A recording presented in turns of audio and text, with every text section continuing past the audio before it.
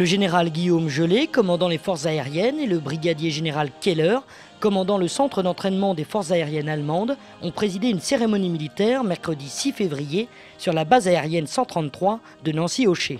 À cette occasion, militaires français et allemands se sont vus remettre 50 brevets de contrôleurs aériens avancés ou Forward Air Controller, FAC en anglais. Les FAC permettent la précision des frappes. Lorsque l'armement est délivré, il faut que ce soit le plus précis possible, de manière à éviter d'une part les dommages collatéraux, d'autre part les tirs fratricides.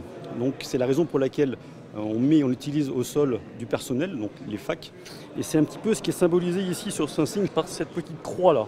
Ça signifie en fait la précision des frappes.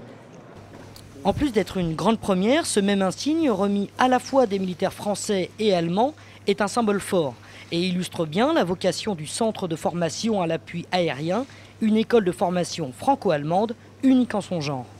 Nous allons former tous les contrôleurs d'appui aérien français et allemands des trois armées, du commandement des opérations spéciales, afin d'obtenir cette qualification très particulière qui va leur permettre d'aller sur le champ de bataille, assurer la coordination aéroterrestre de l'opération qui va se déployer.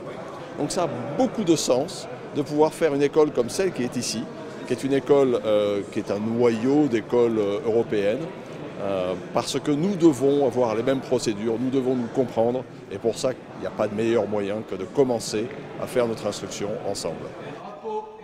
50 ans après la signature du traité de l'Élysée, le centre de formation à l'appui aérien fait partie des beaux exemples de la coopération européenne en matière de défense. Nous avons ici cette école, nous avons le ATC à Eindhoven pour le transport aérien européen, nous avons l'école de chasse que nous avons en commun avec les Belges, nous avons beaucoup d'exemples de petits points d'appui pour un futur européen.